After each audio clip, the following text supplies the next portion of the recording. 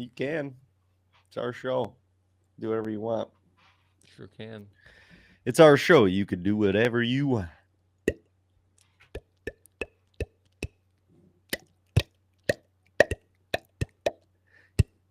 You know, have you seen I don't even know if it's not like a meme, but have you seen the thing going around where the girl, she's like, you got to spit on that thing.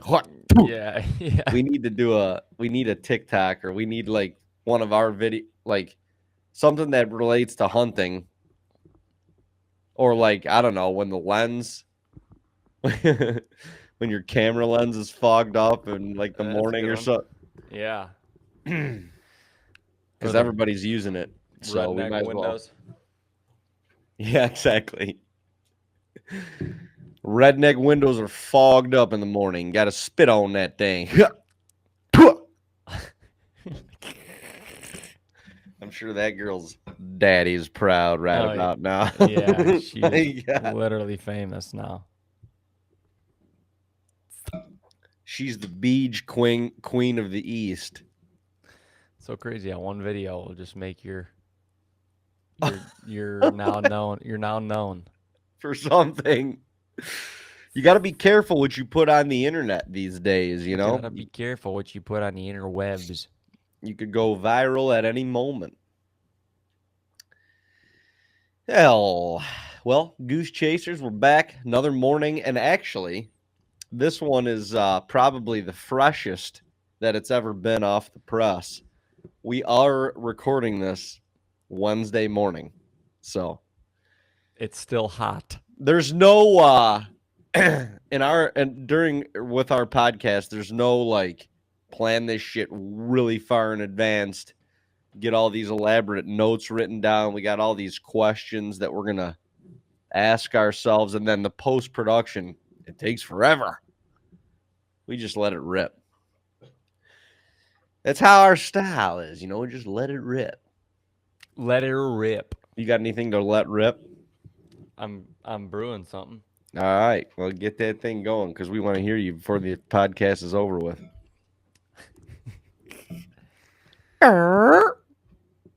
Some of that Some of that nice, fresh ginger beer. rear end music. Oh, you know what I was just thinking about? Hmm. And it really doesn't matter at all. But you know how people always say that we're like, we got red hair, we're redheads, which we're not necessarily. Yeah. Well, now that you know, wax the old whistle up top, What am I? what are you? What do you identify as? Nothing. Chrome? Something shiny? Shine. Something shiny with some sheen on it? Shine. How does that thing feel? I mean, like, you got to be enjoying it. I love it. Yeah. I would say that you do. You should. I love it. I love it more than before. More than the latter part of receding. Yeah, I mean, I wish I had a flock of Flock of flame. I Yeah. wish I had the flock of flame, but beggars can't be choosers. Well, I mean, it's a tough world out there these days. I feel like we've, fortunately, knock on my wood, held on to it a lot longer than most these days. Yeah. I mean, that's see just some young dudes with bald patch, with no fuzz. Hey, nothing you can control. So No, it's really not. It's really not, unless you go back to the ancestors when they were just eating beetles and berries. put on the Indian headdress. They need to bring, well, they're not bringing that back, but that would be cool. If you got like a headdress with your turkey fan from the year prior, wear one of them. on your head. What? Like a toots. Hey. What are you peeking for? Hey, Tuts Jr., what are you doing over there? How can you see me? That's funny. So Yeah, a headdress would be sick. I think so. But you get canceled for shit like that these days. No. Get canceled. I heard that the Indians could potentially bring back the Chief Wahoo in like a couple years. Like that's a contract or something. When people start getting We less gotta I can say this how I want to say this, or I can say this when people just start getting less butthurt about everything. I guess, yeah. I mean, it's so honorable to me. I know. There's nothing literally. If it's I like, had, I mean, like, and let's take pride in this this logo, this movement, these people. yeah. Let's take pride in it. But everyone else that's butthurt about it for no reason. You don't have a reason for doing it. You just No. want to get upset about something because that's the way you are. You're just upset at life. Like, what if there was a team called like the Seattle Caucasians? That'd be sick. I guess. I mean, It would, but there would be a group of people that would be like, "No, that's not so okay. offensive. You're not including us." I don't know. It's funny because you talk to anybody. Well, not anybody. I'm sure that there obviously are some that are offended, but most people that have some Indian in their heritage are like, "It's awesome. I would I love. want to be able to rock that logo. Yeah, it's mine." dude. Yeah, there's got to be some Cherokee deep down in our blood somewhere. But man, like, maybe we need to do what's that website called? Navajo, I don't know, family tree, whatever, something tree.com. Yes. Peartree.com. Peartree.com. Find your ancestral heritage. You know, at the top of the tree, there's a friggin' a Navajo full drawn on the top limb. That's it. For everybody's tree. Most people's trees. But we're trying to forget all that, you know, Yeah. because America is just, everyone's got to be the same. Look the same, be the same, same race, same gender, same everything. Like they switched to Guardians. That's something to do with the angels or something. Guardian Something like angel. that, yeah. So Yeah. how can that not be offensive? Yeah. Angel, like, isn't that sort of a religious thing? I don't even know. I don't know the facts on this of what it's totally represents, but Well, I don't know. The people that all worship the devil are probably like, no, you can't do that. I'm never rooting for the Guardians ever again. I'm never going to a game ever again. This is offensive. You want somebody to watch over you on your shoulder? My gosh. Oh, and the logo, it makes me feel like I'm going to melt in a pot of ass. I think the Indians that's just general Indians. I think that's probably one of the sickest mascots you can have. I do too. Like being as a human being, being able to call your team the tribe is freaking awesome, dude. How does that not bring everybody together? It's the freaking the group. It's the it's like TAGNBRAG Nation, but it's like the tribe. It's freaking tribe is alive. I still call them that. I don't give a shit because maybe we should be the tribe. We're the tribe. The TAGNBRAG tribe. The tribe. The TAGNBRAG Nation tribe. I like it. I mean, if you're part of a tribe, nobody's fucking with you. No. No one. Because they're worried, generally, naturally, about your tribe. I mean, It's in the name. Like, yeah, I'm a part of the tribe, whatever tribe it is. It's a tribe. That's what I'm part of. So come on over and mess with us. We'll wrap you in buckskin and throw you in the rafters. I mean, yeah, and the whole like same thing went on with the friggin' Washington had to be the Washington football team for a couple years. Yeah. I mean, that's disgusting. Yeah, I mean, like That's horrible. I agree. The Redskins are a little bit different, I guess. Yeah, than, that's more literal a little bit, like that's more. Yeah. Well, it's just more I don't want to say like barbaric, but it's more It's racy. it's more like like 1800s, It's like the education wasn't all there, they're just, the vocabulary, there wasn't a lot of things yet. So that's the way you describe somebody, was based on the color of their skin, which is also not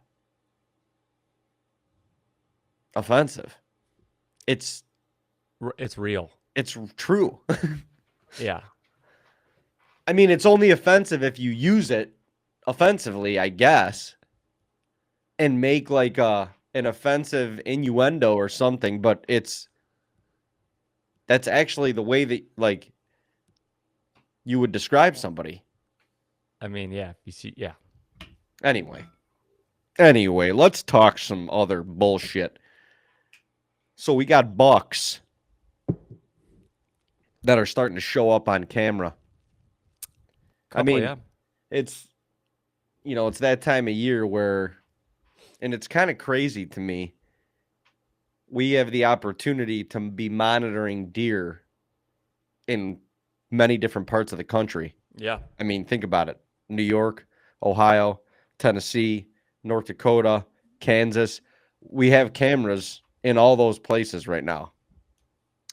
And the Moultrie Mobiles are sending us stuff. It's crazy the difference in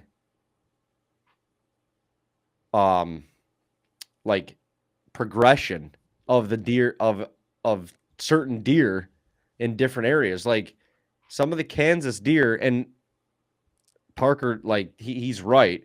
When you get when it's 160, 150, 160 plus inch deer, they've got to put on a lot of bone in the same amount of time generally as 110, 120 inch deer. So naturally, those deer are always out in front.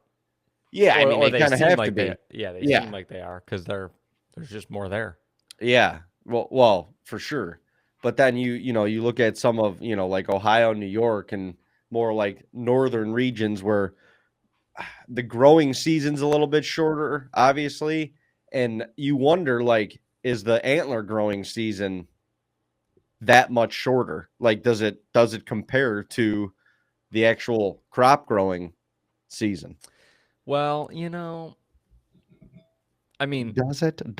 Well, definitely agree. The growing season is, yeah, definitely. But some of these big deer that we're watching out in Kansas, like, some of them are 3 weeks away from being done growing.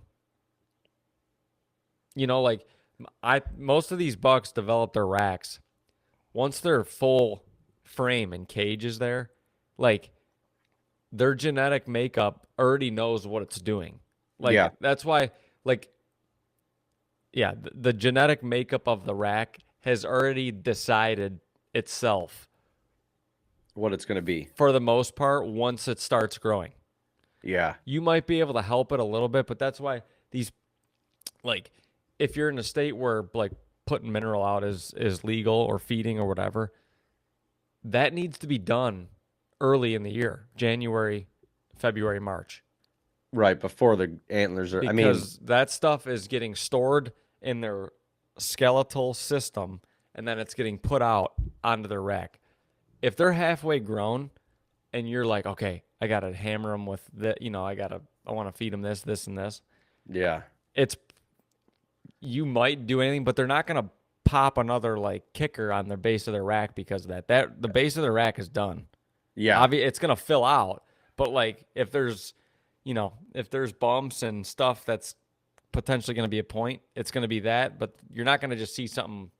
It's not a freaking tomato plant, It's not going to just be like, oh, all of a sudden he was full grown and now he's got a kicker back here, Yeah.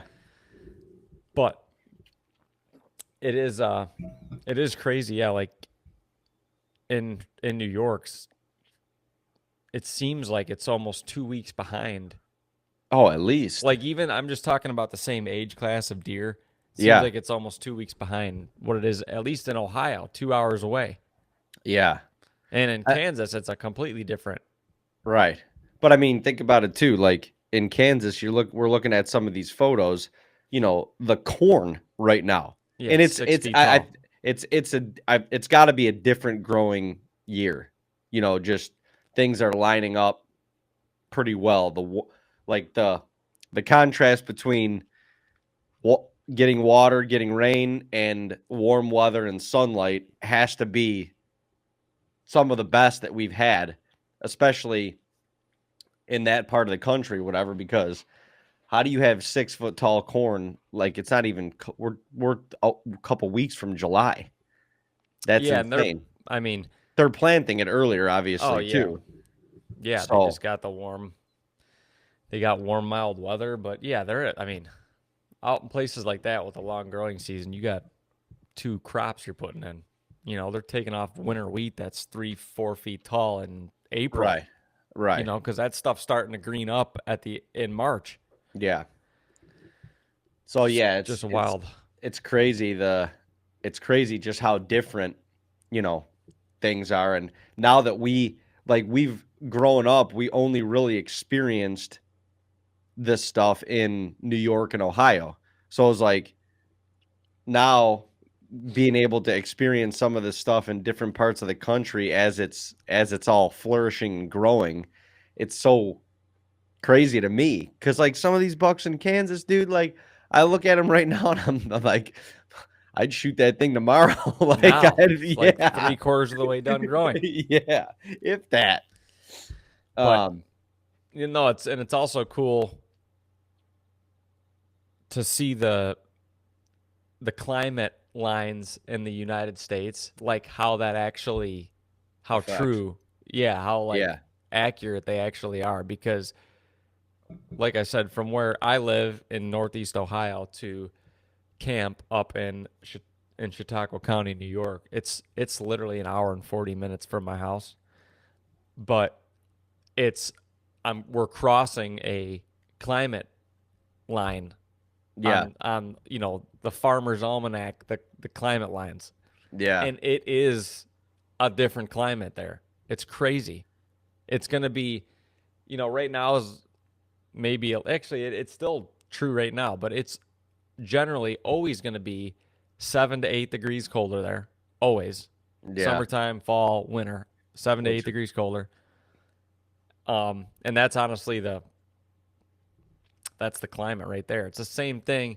I think we're probably still in the same zone, but it's, especially in the fall when you go from Northeast Ohio to Columbus. No, for sure.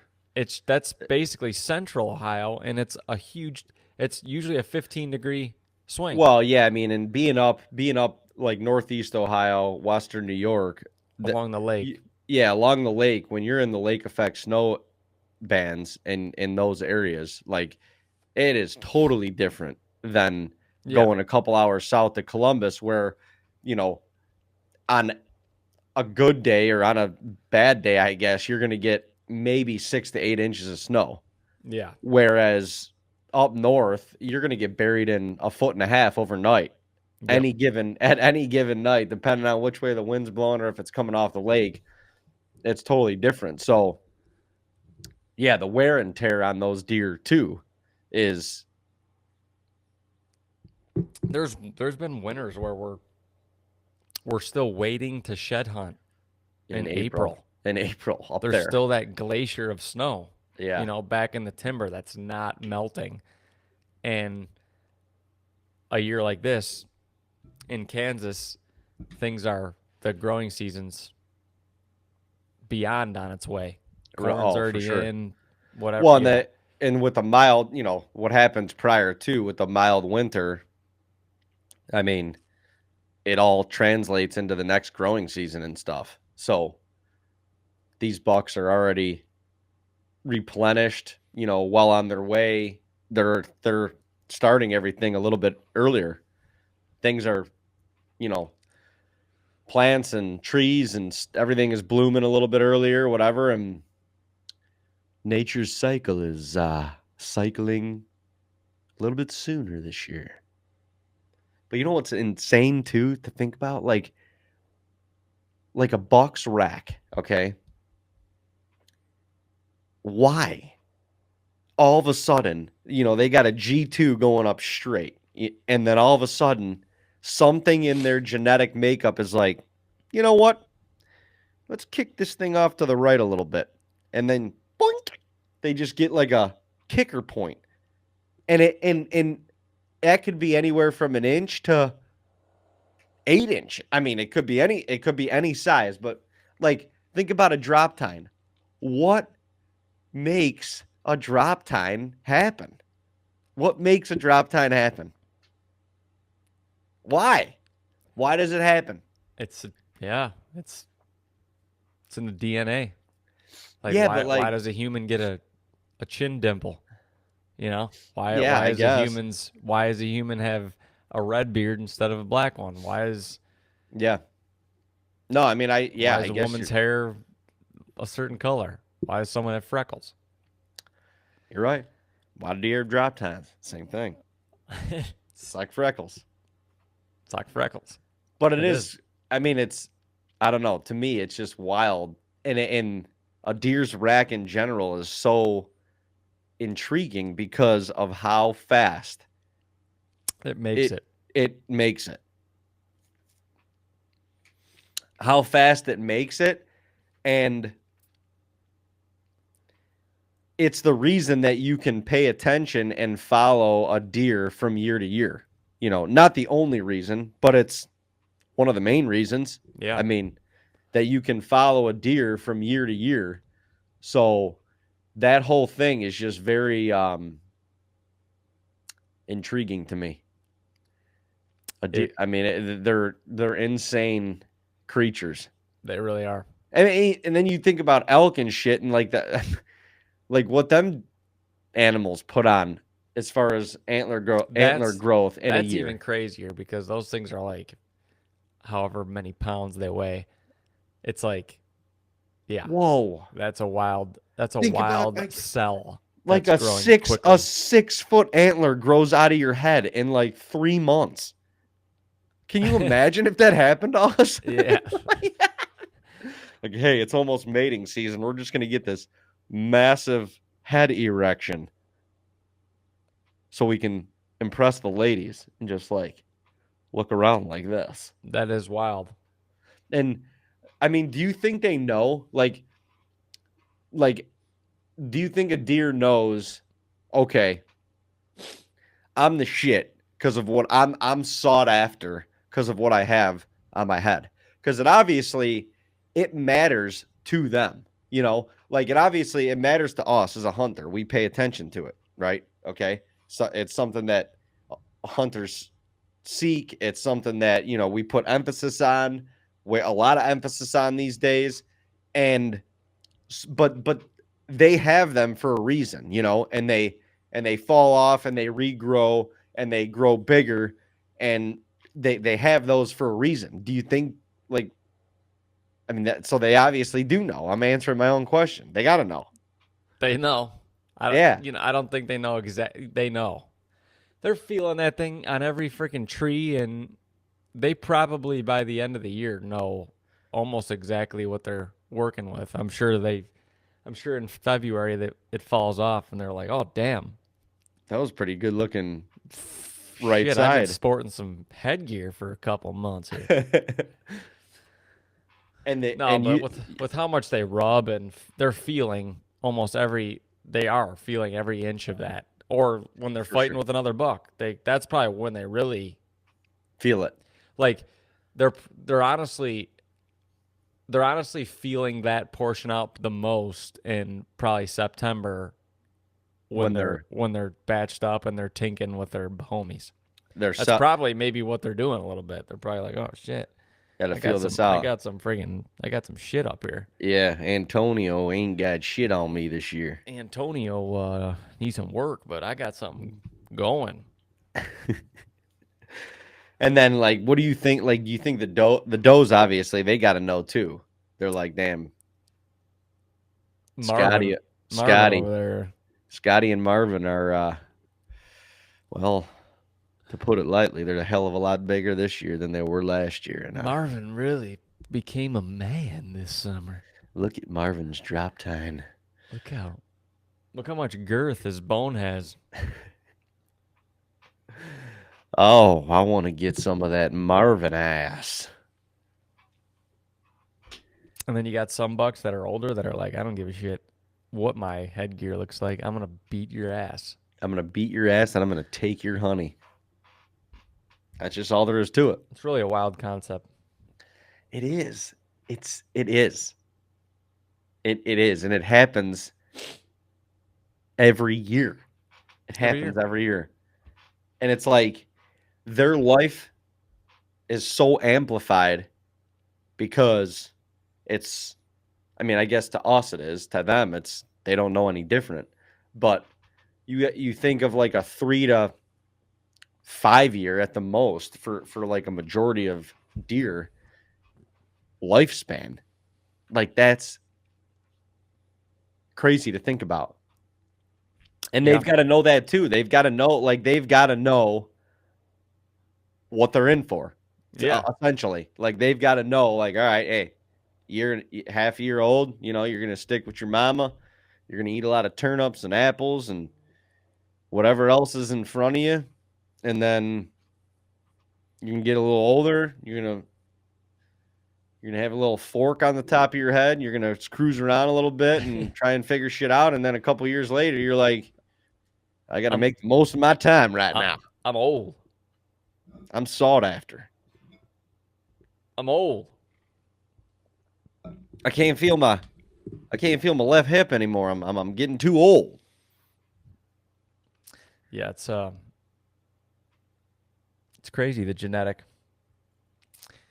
I mean, even rack is one thing, body size is another. I mean, everyone is so insane, the last few years about like they haven't seen a deer before, and then they're 100% certain on his age already.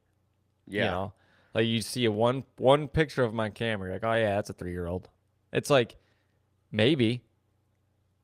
Yeah, right. Maybe. I mean, we have a lot of general information. There's all these charts and stuff that you can get from like QDMA, like aging deer on the hoof. I think you can get a large percentage of bucks close to correct. But some of that you can't, like, this is freaking God's canvas. You can't be sure. You're just not. I'm sorry. We've had bucks on camera for 4+ years. And after, on that final year or when we last see them or we are able to put a tag on them, if that was the first year you would see him, you would say this deer is this age. Yeah.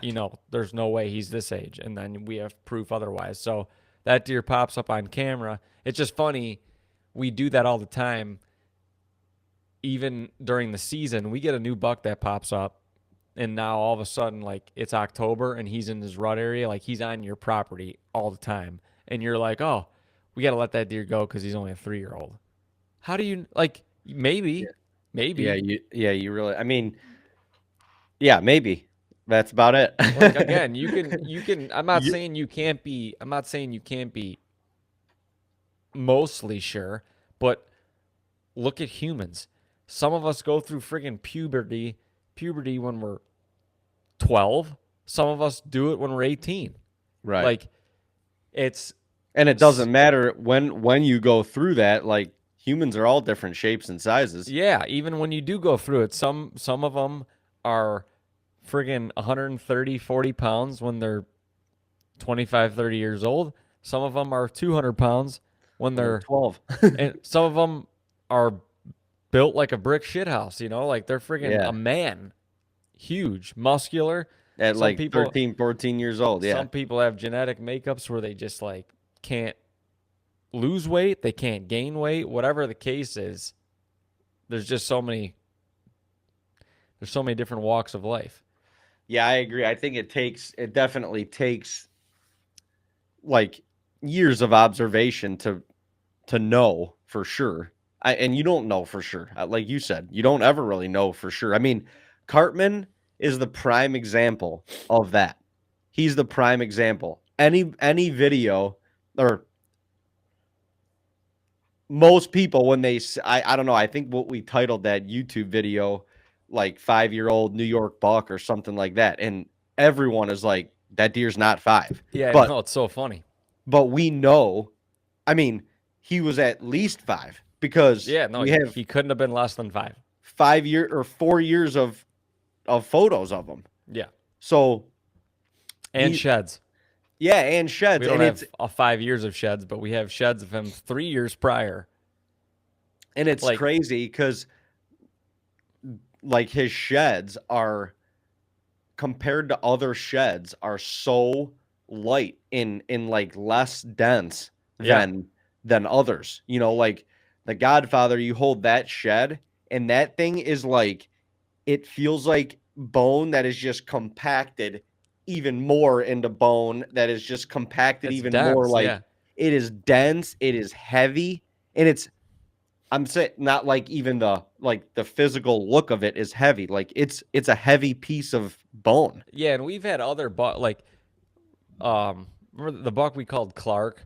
Like he Oh, didn't have a big rack, but But even dense. when you feel it in your hand, you're like, man, this is a heavy little bone. Like this has density. Right. Yeah. And exactly. then Cartman, you hold it and you're like, This thing this feels is like a piece of feather. things feels like a piece of paper. And But he that- always like the 3 years prior, he busted his rack. So Oh, it's exactly. Yeah, you're right. Every You're year. right. Every year he busted his rack. It was besides either the year that we both shot him. brow tines. It was always a G2. Yeah. He was always busted up, and you can't help but tie the correlation there. He's got a brittle and rack. Even when I shot him, like you pick up his head and you could feel like his rack is heavy. Like for the size of the rack, for the size of the rack that it is, even his points, like his G2s are both bladed. He's got kickers off both of them. Like his main beams are a little bladed and stuff. And like the rack is so light. It's You can feel when you when you picked his rack up, it was like you feel the weight of his head instead of the weight of the rack. Right. When you pick up a big buck, you're like, man, all you're feeling is like the rack. The bone and bone you're just on picking his head off. Heavy. But yeah, it is crazy because there's people that do watch that video and they're like, you guys are nuts. You know, that's a 2-year-old, 3-year-old. It's like, no, we've been watching them. Yeah. Yeah, that wasn't like the old run of the mill. Just shoot him and say he's 5 because that makes you feel better. I don't know. I mean, we don't do that regardless. We use our best guess if we don't have one, but no, watch them for 4 years. He's living in the same spot. He did the same thing. He targeted the same area every year. Right. I mean, yeah, well you could see the photo progression. Like he literally has the exact same rack. It's nuts.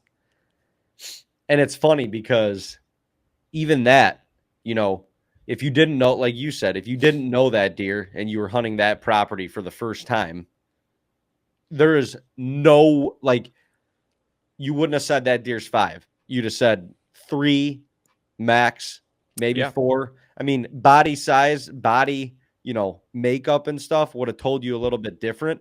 But even still, like, he had like a beefy body, you know, but his small skeletal frame. He was just like a runt or something. Like, yeah, exactly. He was shorter. Uncle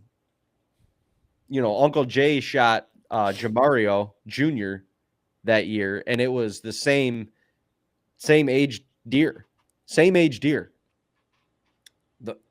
The bone on Jamario was noticeably denser, and that deer, like the deer's weight, he was just a bigger weighted deer. There's no doubt about it. But yeah, it's funny because not knowing a certain deer by age or whatever, like if you're setting your standards to an age class of a buck, then you should know that deer. But like if a mystery deer comes in, you're going to kind of use your judgment to decide if it's a certain age on whether or not to shoot that thing. Yeah, and you might be off. Yeah, you could just have the open mindset that you could be off. Like you watch some hunting videos and they're like, "Oh, I've never seen that deer. That's a definite whatever year old." And again, from the most part, like if a 2-year-old comes out on the field, you can most of the time you can tell. Yeah. But you just don't know. Yeah, and it's funny because we put it on ourselves to, like, for that to be such an emphasis now to make a decision on whether or not we're going to, take that animal or not in the moment. And that's kind of funny to me. Yeah, no, it is. I agree. Like even right now, I mean, we were having a conversation last night about a couple of the bucks up in New York, and it's like they're maybe halfway, not even. Some like the one probably not even, and we're already discussing like hypotheticals and shit. It's like, what the fuck? Yeah, like getting what? Too like, ahead of you. You try to, you're just getting excited for the season. So you try to like script it out before it happens. You do it every year. Everybody does every year. You visualize the hunt. You're like, oh man, I'm going to get this deer and this deer. And it's like, you just have no idea. Most of the bucks aren't going to be where they're at right now in October. So, well, it brings me to my next point, my next question.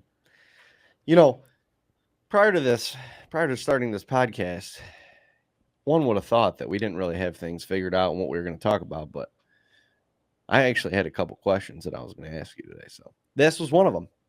So when do you start utilizing trail cameras for, how do I word this? The benefit of the hunt or the information to kill. How about that? I mean, you could start doing that right now. Okay, explain that. Well, I think if you got a deer using a piece of ground or a deer's in a certain area right now, there's a solid chance, you don't know, but there's a solid chance he'll probably be around there's a solid chance he'll probably be around at least the first week of the season. If your season's opening like October 1st, I'm assuming, or sometime at the end of September. Okay. There's a solid chance of that. Okay. Obviously, there's another chance he might stick around for a few weeks after that or all season. I don't know. This is clearly his home core. Like, this is where he's living. This is his main core. It's not his rut core. And honestly, usually if it's an older buck, I say this, but then everyone's like, no, my deer always disappear. They're probably not far. You might just have like a 10-acre piece of property to hunt, or like he's not far. When they disappear in October, he's probably not far. But they're just shifting a little bit. But Yeah, you kind of. I feel like you kind of have to play off of like, is he with a bachelor group? Is he by himself all Yeah. summer? Like, how does he? Just what's he doing? You have to take all these things into account. But I do think if you're getting them on camera now, it's there's a good chance he's going to be there during the season. And this is also a different thing. You got to look at states where you can like this is especially true in New York because you're not getting pictures on you're not putting feed out, you're not putting mineral out or anything like that. Like you're working on like clover plots and trails and stuff like that. So if that buck's in there, he's living in there.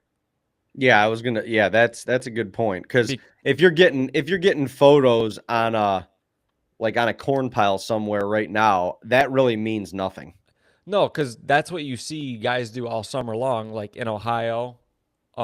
Like that deer could Even be in coming from a long ass way away. yeah, even in Kansas or states where you can, whether it's just mineral out off season or even feed off season, or states where you can actually feed those deer. And again, they could be close, but if you're banking your information just off of what's like putting a Hitting camera the in front of a corn pile, that deer could be 200 yards away later in the year and just not coming to you anymore.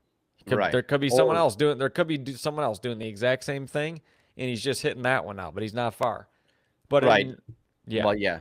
And there's a lot less people probably feeding right now than there will be during the season. yeah, Naturally. but like in New York, I love seeing when you, and we don't always see them. Our property just doesn't always hold good bucks in the summertime. We just have a lot of doe in there, and they don't like to bed together. They just don't. They don't like to be bothered by one another. But yeah, if you can get your eyes or a beat on a buck in the summertime in New York, I think you're in the chips because you're just getting them in his natural living area. Yeah. And if they're not going crazy far right now. So Right. you're getting to know his core if you're getting pictures of him. Yeah. So And yeah, like the core, this brings up another point, which I wasn't thinking of before. But like a deer's core area, how would you define that? Is it defined where he is at right now? Or is it, because if you're going into a new piece of property in like late October, early November, and the quote unquote core is not necessarily a core anymore, like a deer's geographical footprint or what he's going to expand on in a day's time is far less corey than it is right now. Like right now, I feel like it's a true core area. Like yeah, they're bed, food, back and forth, and they're not I mean, generally speaking, not all deer, but they're not like roaming the hillsides just in search, unless there's literally no food in the area. But there's browse on in and around everything yeah. at this time of year. Mm-hmm. So what is the core? Yeah, I think it does change a little bit, but yeah, I think in the summertime they have a core. They have like it literally could be like 5 acres of a bedding area. Could go up to about 20, I think. But I just think they get comfortable in a spot and they're sticking to that, especially now it's 90 degrees. These deer are not moving far. If they got a comfortable bed and they're close to food, they're good. Now, I do think they will venture out. They won't go far, but they'll venture out a little bit and they might have another bed that might be, across a road somewhere or in another patch that's close by, because you might be getting pictures of a deer and you're like, it could be middle of summer and you're like, man, I haven't seen him in like it's usually clockwork every morning, every night, every whatever, and I haven't seen him in like 4 days, 5 days. Right. It's like, well, he might have just bumped over a little bit and then all of a sudden he's back and he's doing the same thing again. Right. You wonder So- what changes that, or It's probably wind, just or wind, or if he's with another buck and they're just following each other and dicking around. like Yeah. they don't have a crazy it's just feed, fill belly, and stay safe, Yeah. stay Well, comfortable. and they don't have typically they don't have like a lot of pressure right now, so that's probably why their core is so small because it can be. Yeah. Like they just find an area where they're like, yeah, nobody's bothering me here. I Yeah, got like you said, I got food, water, cover, and I the don't the need anything else. the foliage is so thick too. Like they're bedding up in the hardwoods and Yeah, spots where there's just little patches of cover that are not there in November. They're just right. the deer can separate themselves and spread out pretty good right now. And Arguably, you would think they would want to bed in an area where they actually do have a little bit like it's kind of tight where they're at, but they do have a little bit more visibility yeah, because the foliage is so yeah, dense right now. Like they're not gonna. You wouldn't think they're gonna put themselves in like just like the gnarliest, they don't need to. nastiest thicket right now. They don't need to. Yeah. I mean, the edges of that stuff are plenty thick enough to, Right. like you said, they could bed the edges and still see what they need to see and then escape if they need to escape. Yeah, I agree. I mean, I think, you know, the trail cameras right now, it is. It like you said, it's fun to watch them. If you've got if you've got the trail cameras on feed,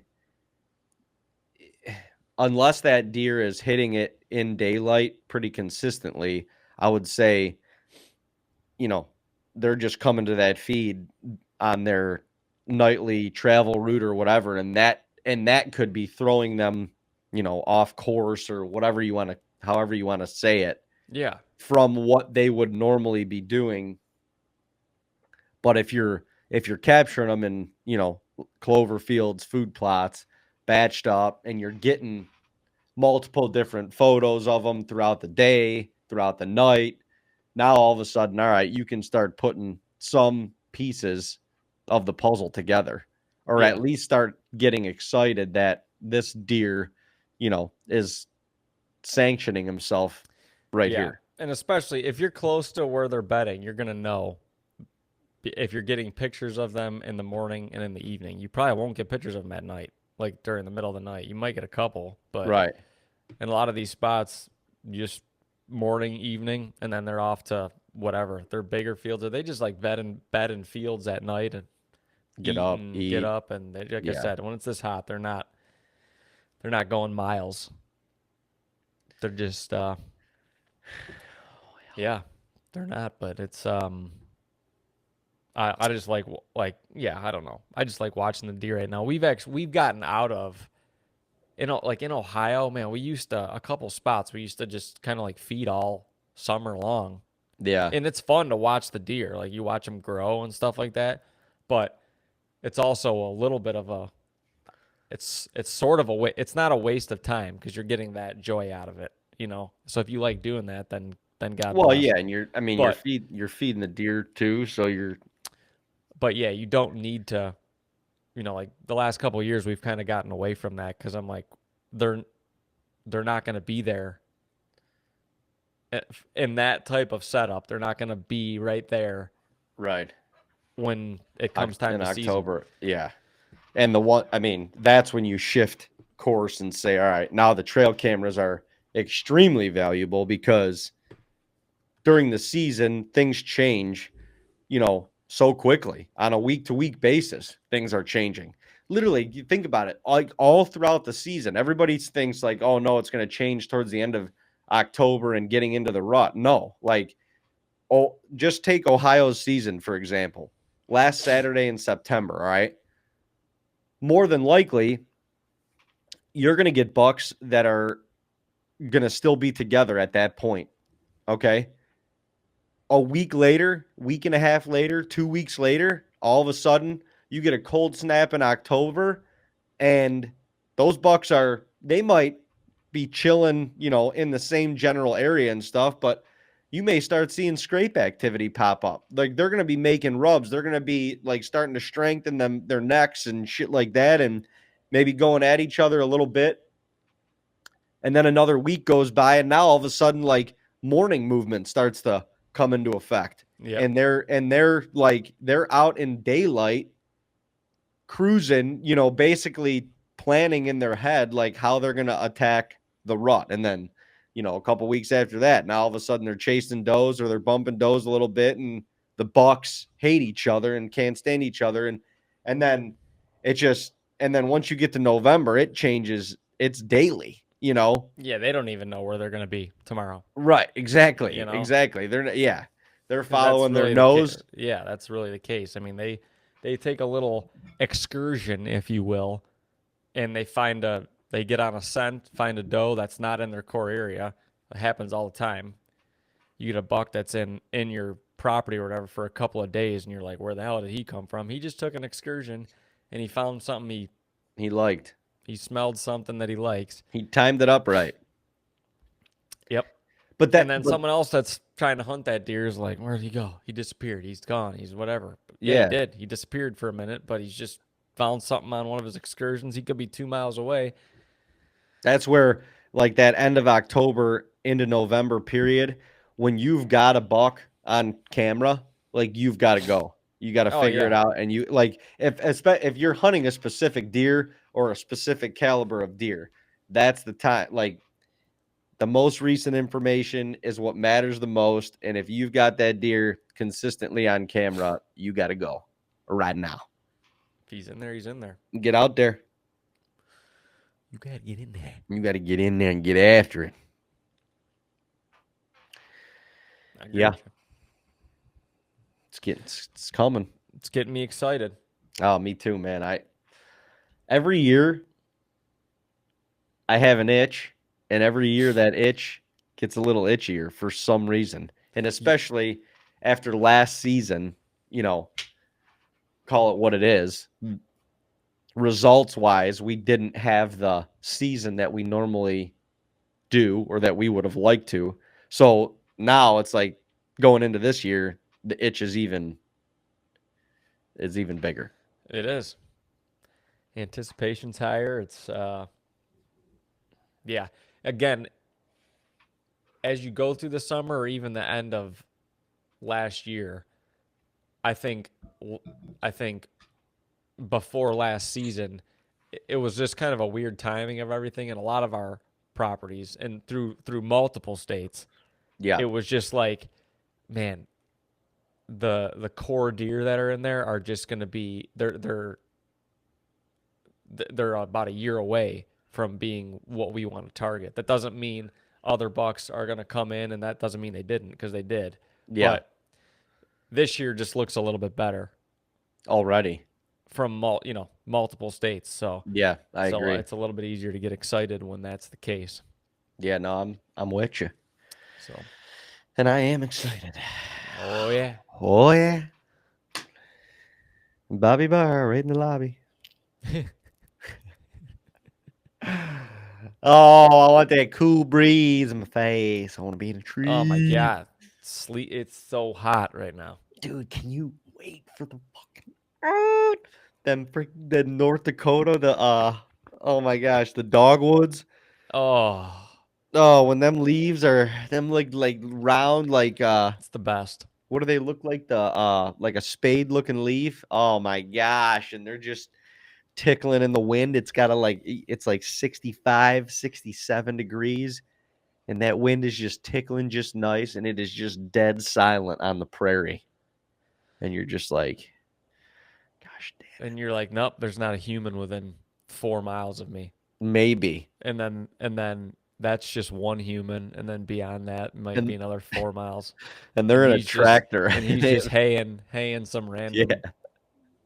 Some random. Oh shit. So yeah, that is, we always talk about it. It's one of the best times of the year, because people like us are like the end of summer, like watching velvet bucks and their bachelor groups, and just like that summer, you still get that like summer night feel. Yeah. Just that summertime.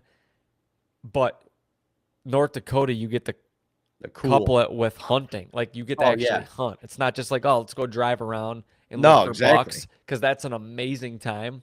Right. But you're out there Now hunting you at get this to time. hunt them for sure.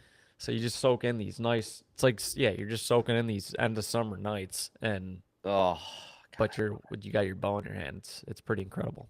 it is an incredible feeling. It is an incredible feeling, and I can't wait. I can't wait. I can't wait. I can't. Well, we got to wait a couple more weeks, so here's what it is. Yeah, what are you gonna do? But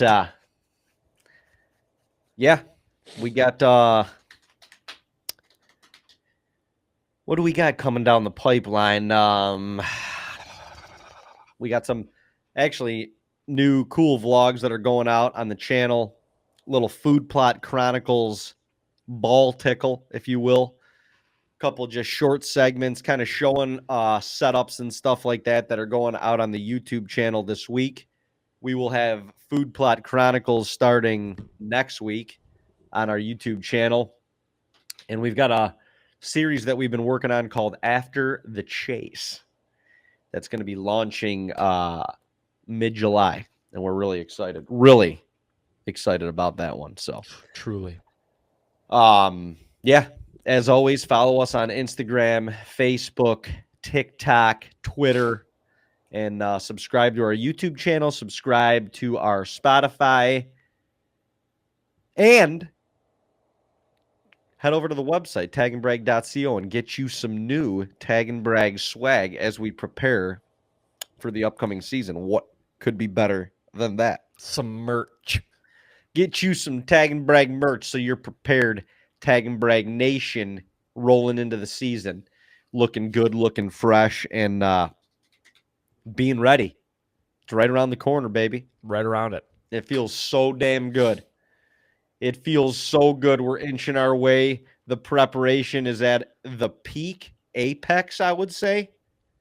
And yeah, one more day closer to bow season.